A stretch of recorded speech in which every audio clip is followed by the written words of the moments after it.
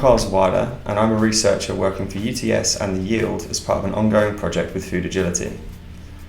This project requires access to sensitive grower data and, once COVID hit, the ability to work remotely from home. To satisfy these requirements, the team has made use of Amazon Workspaces to allow data and analysis to remain on a secure remote server that can be accessed from a personal computer. Today I'm going to take you through the process of logging into and using my Amazon Workspace and to highlight a few of the key features. So as you can see, I've logged into my local computer and this is my local desktop. Now the first step is to log into the Yield's VPN, which I'll do right now. And what this allows us to do is to then access Amazon Workspaces. You can see it's now been assigned.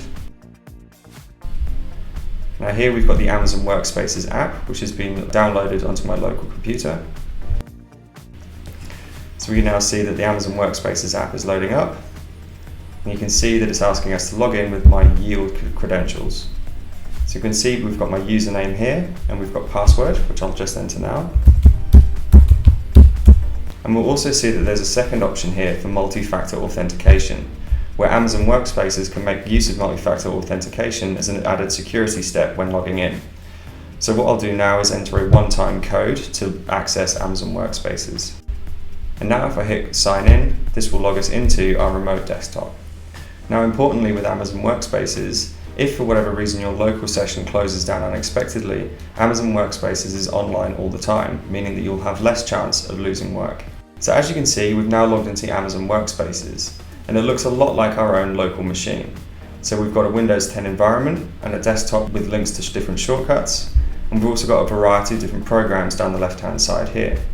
So that includes things such as Windows Explorer for viewing files, browsers such as Google Chrome for browsing the internet within the remote server, and other options such as making use of computer programming environments such as R, where we can run and execute our own code. So while Amazon Workspaces looks a lot like your own local machine, there are a few key differences which make it more secure. The first of which is that Amazon Workspaces are managed by an administrator who gives users authorization to install programs and also manages security privileges. Another key feature of Amazon Workspaces for security is the inability to copy and paste files from your remote server to your local server and vice versa. So for example, here I have my local Windows Explorer and I have a file to copy. And if I try and drag and drop this to Amazon Workspaces, you'll see that that's blocked. Equally, if I right click and also try to copy the file and then paste it directly, you'll also see that this has been blocked out. This means that you're unable to very easily transfer data to and from your local and remote server. So as you can see, Amazon Workspaces is very easy to use and very easy to log into and has made my work much easier, especially when having to work remotely during coronavirus.